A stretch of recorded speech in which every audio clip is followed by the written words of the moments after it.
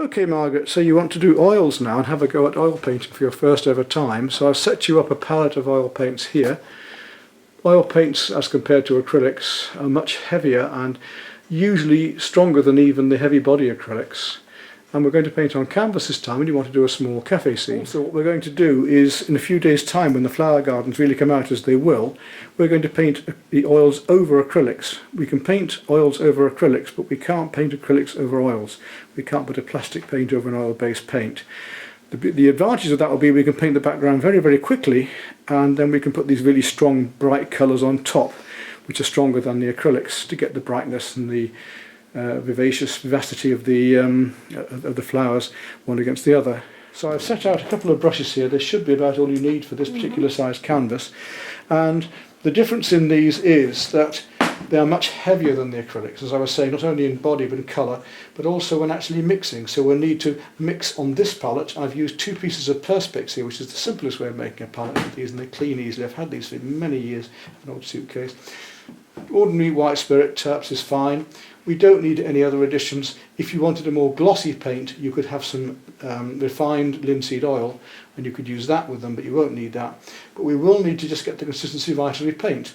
The more terps we put in, the thinner the paint, the more it soaks into the canvas, and it's like a glaze. It doesn't dry quickly, but if we have an absorbent surface, here we've got canvas. If we had an absorbent surface, more absorbent than canvas, such as MDF for instance, or hardboard, and you prime that, it would soak into the MDF with 1 or 2 coats of just ordinary white emulsion, would prime, or coloured if you wish, or acrylic. It soaks into the MDF much more quickly, and we can actually add glazes which go almost dry very, very quickly. So we can use a glaze technique of a lot of body colour, which is white, and thin the paint down and build up quite quickly in layers that way. That would be what we call fat on lean. We put the lean paint on first, the thin paint first, and we paint the fat paint on afterwards, much heavier. Or there's a la primer, or direct, or impasto, a la primer, straight onto the priming, a la primer, straight on. So today that's what we're doing. But we're going to paint a little bit of both. We're going to put the thinner coats on first, not so much thinned down with terps, but just brushed on quite evenly. And then we're going to plaster on the highlights at the end, which is lovely to do with this creamy oil paint. So we want to put all of our mid-tones in first on this, as we often do with the acrylics, and work up our darks. And then we're going to come back to all of the highlights and the lighter colours at the end, plastering them on nice and clean, nice and evenly. The right colours in the right places, in the right shapes, relevant one to another. Same old thing again, the jigsaw method. So we need to block in and fill in all of these areas in and around the figures, and all of the darker shades of the figures, the deeper tones of them, and get all of those mid-tones and darks done first with slightly thinner paint, nice and evenly. I'll show you mixing some in a minute just to get an idea, and then we're going to plaster it on at the end. So what we'll do now is I'll just go down to the palettes and just show you how these colours will mix, okay? We're going to make a layer. I'm going to put the lights on, that's all right. We're going to put a layer. I'm going to use a slightly larger brush. This is a 1/4 inch, it's just big enough for this job. And let's look at the brown colour here behind. If I take some of the yellow ochre there, and I just get it moving. You see how thick and gungy that is. I'll just get that paint moving a bit with the tip of my brush.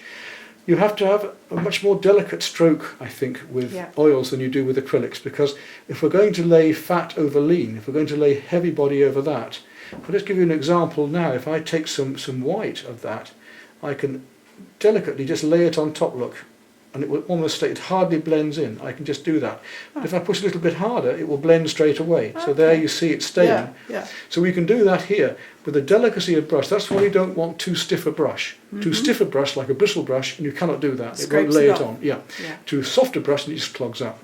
Okay. So just the right texture of brushes. So if we now take slightly darker one, I take some burnt sienna. For some of these colours you'll need to ask what they are. For instance, that's a deep purple, that's a Prussian blue, and so on. If they're very dark, you can't see what they are. You can always test them on here. So if I take some of that burnt sienna and I do the same, look, I just lay it on top, look. But if I press harder, it mixes. So that's the immediate difference. So we can mix those colours with the tip of the brush, backwards and forwards, or in a circle like this, little strokes. Never push hard with your brush, just gently get used to stroking. And the work is always on the tip of your brush. We hardly ever use a whole brush full of paint, hardly ever, because we can just lay it on with the tip of the brush. You don't use the side of the brush or anything, you just use the tip? You can use the edge or the tip or the flat, but mainly the work is done with the tip, just gently mixing. So that's an immediate difference, is the heaviness of the paint. And I put a little bit of terps on my brush just to soften them. Yeah.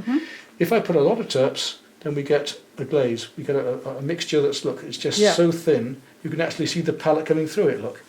Okay. Yeah? Now let's look at those actually on the canvas and how they work. Let's now look at using the paint as a glaze and a little bit heavier, just to get an idea. We'll take this bit here, for instance, behind his head. That's gone on very thinly, look, and I can see my drawing actually through it. Oh. Now, a little more time than acrylic, the white spirit will evaporate, and that will make it more solid and drier. We'll be able to paint over it whilst it's very wet.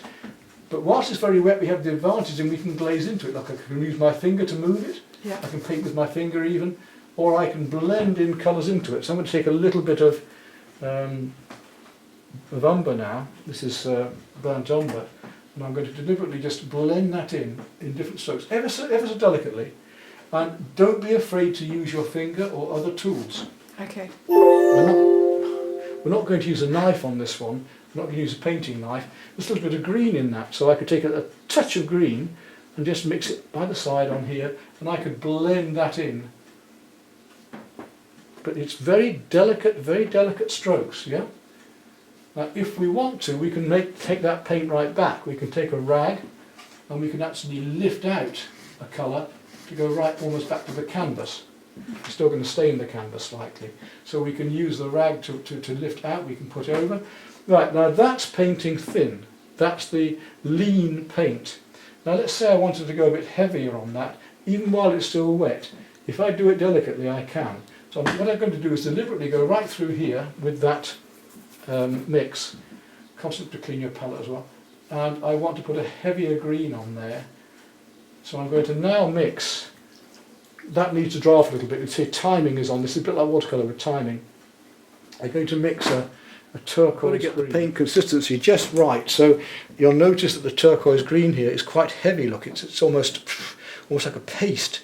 And if I tried to put that on, it would just smudge. So I've got to get the consistency just right. If it's too thin, it won't go over the top. If it's too thick, it won't go over the top either. So a little touch of terps, just to get it fluid. Now I've got enough paint on. I don't want it thin on the end of it. I want a good chunk of paint on there. So I've got a nice mix of just paste, like a Devon clotted cream, yeah, on the end of the brush. Clotted cream rather than milk. Yeah. Okay. On the end of the brush there. Now, if I want to paint fat on lean, so I want to put this fatter paint, this cream, onto the thinner paint, then I have to go very delicately, and I'll show you how that can go wrong.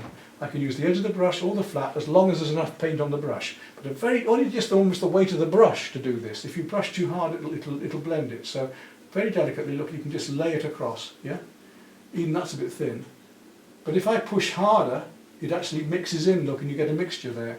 But if you get it on lightly enough, you can just delicately. I could put a layer of that right on. Let's take some little bit of green over here. Now this is straight from the palette. I'm going to just layer that on so delicately, look, over the top. But as soon as I push or get little paint on it, the brown comes through. Oh, okay. So as the paint dries, if you've used it thinly, you can put the layers over the top, and we can actually build up in pasta. We can build it up to ½ an inch thick this way, one colour over another, if we just lay it on gently. To prove my point, I'm just going to go through here. I'm blending that in with the brush now. The colour's mixing, it's muddy. Yeah. If I want a pure colour there, I'd take that pure colour again, which won't be muddy, and I'll just lay that on. Look how pure that is, by delicately just laying it on. Yeah. So there's the difference, is brushing and it blends in, and delicately just laying on the top. So you don't want to make mud. Yep, like exactly. Colour. Yeah. So if I want to have that little figure there, let's say, look, put a little bit of white on. First of all, I'm going to make the paint deliberately now too thin. I'm going to take a bit of white and make it too thin. If I put that on here, it just blends in and makes mud, yeah? Yeah. So I'm going to do that again here, just to get the idea. Just, it disappears, you can't even see it. Look, that's a very thin mix of white. And I can blend and tint with that. But if I want to actually put fat on lean, and actually have that figure actually there, take a little bit of that white, lovely, pure, clean, keep them clean, and I can just put a little bit of white there, and immediately, look, it's clean. just by delicately putting it on. So this is the difference. So what I want you to do is work up all of your background colours and blend them in to get all of these background effects. You've got all the colours you need. There's no black, you don't need black because you've got Prussian blue. No. And the Prussian blue is so dark in oil, this is the beauty of it, but with a bit of brown or purple it will make a lovely black. Oh, so we don't need to use black. Which It's you do in much more watercolours. light. So work up all of these mid-tones. If you're not sure how to make a colour, ask me and I'll come and I'll show you, okay? Okay, And let's so I'm just just see- doing all the background. No All the figures. background and the basics of the figures. I mean, for instance, that deep brown of the figure, Yeah.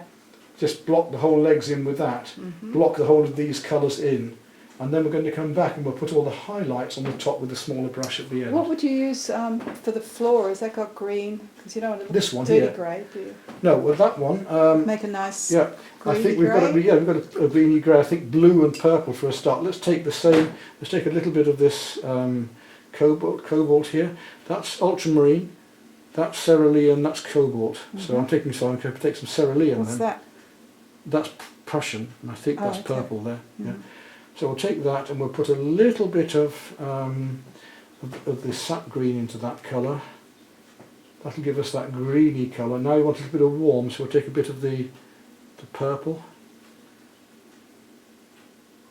And let's try that. That's quite dark, but that's almost there. Look, that's the shadow, isn't it? So that's the shadow. So if I put a little bit of white with that, make it a fraction warmer.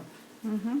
You see how I'm just using the tip of the brush and I'm keeping the paint fairly thick. I'm not washing my brush each time, just getting it there. It's a little bit warmer perhaps, or a little touch more. It's getting close. Yeah, we're not far out. Little bit of warmth into it. Well, that's a brown rather than a warm.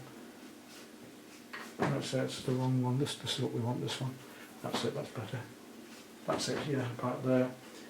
So that sort of. Yeah. Yep. And you're just going to literally give it a thin, even coat, not too thin, but nice thin, even coat all the way around to these objects and the darks. I'll start with that. Yep. Looks the easiest. Yeah, okay. I mean, looks simpler than, that's what I'm saying, but up there. The hard part of this is the drawing, and that's done. I know. I know. Just telling everyone. Yeah. Oh, you did that drawing so well in 5 minutes. Well, I did while I was walking around the neighbourhood. You did that from power of the mind. Yeah. Okay. Have fun then. Okay. I'll let you just get on with that in a minute.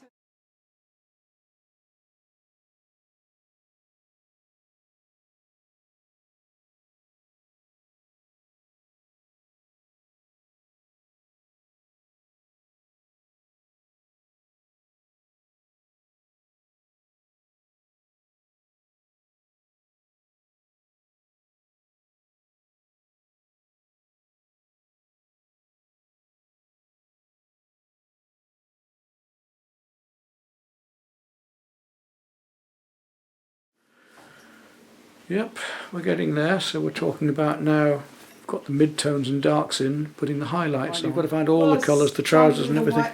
Get rid of Yeah. that. And then Usually, as I say, I only did the white to give you an idea, but usually you leave the whites till the very end. You do all your mid-tones, all your darks, and you gradually work forward from mid to lighter to lighter to lighter, okay? And the whites are normally left till the very end. So if we just pull out those chair legs and so on. do that line around the blackboard. This one in oils that Margaret's done, her first oils. She's gone on to the second one as well, it's almost finished. And we're going out into the garden in a minute because the flowers are just so gorgeous now. Actually, trying to. That's it, Mark. It's about finished this one. It's a little bit of writing on the chalkboard to do for the menu, and I think that'll do. That's your first oil painting. What did you make of oils compared to acrylics? It was fun mixing the different oils, but it's incredibly messy. Like you Messy, isn't it? end Yeah. up getting it on your elbow and you can't get But it it's off. easier to blend. It's slower. You can work back into Yeah. it. Oh, it's great with this. So really more for landscape or skies would be fun, wouldn't Do you it? think? Yeah, if you're doing big skies and Yeah. clouds, You've and got you more can move time. it all around. Yeah. The That was a thickness bit and the colour tight. in this one, it isn't a very strong coloured painting anyway, but No, but I dull mean colour. they are brighter colours Right. normally than we can get with the acrylics. I brightened it up a bit, didn't I? Yeah. Do you think? The next one maybe you'll push the colours a bit more because you've got another I one to was do going to yet. brighten her up a I little don't think bit. I don't know. No, I think I was going to put yeah. some yellow, Oh, she could be a little bit more pink on the dress, I suppose. or should I just leave it? Are we going to varnish this? Is that okay? That's. Well, you need to, if it's going to be varnished, it Is wants that okay, a week the or so. mirror thing? No, those bits are fine. I mean, I would leave it alone and varnish when you get home. You don't want to varnish an oil too quick. It needs to wait for, it's got to be really dry. Yeah. Remember that with oil paints, some colours dry quicker than others. I didn't know that. Yeah.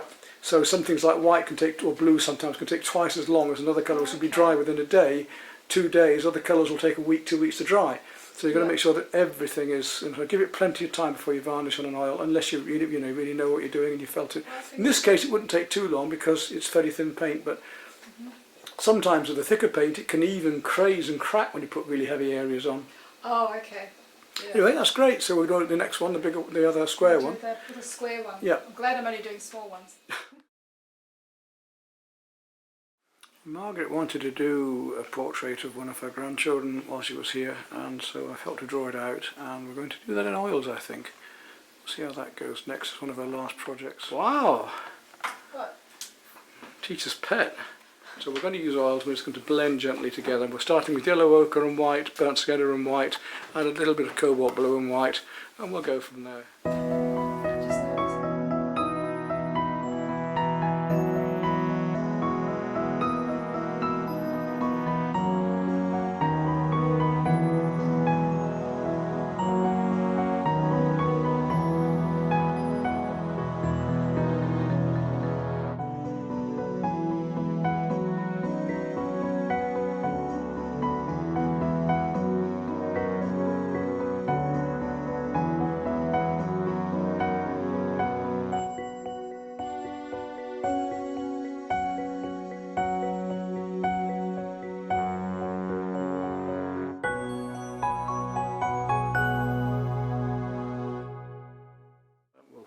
So, one of Margaret's final works here. We'll put the sheet on the end of the film, but she's produced about 15 paintings in the 2 weeks. I need a rest. Yes, she's got to go home for a rest now, going for a holiday. Made a whole exhibition she's going to hold when she gets back to Australia. And done all sorts of mediums and techniques and learnt lots and done really well.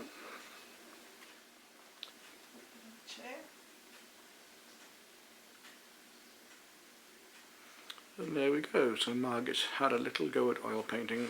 Finished. Finny.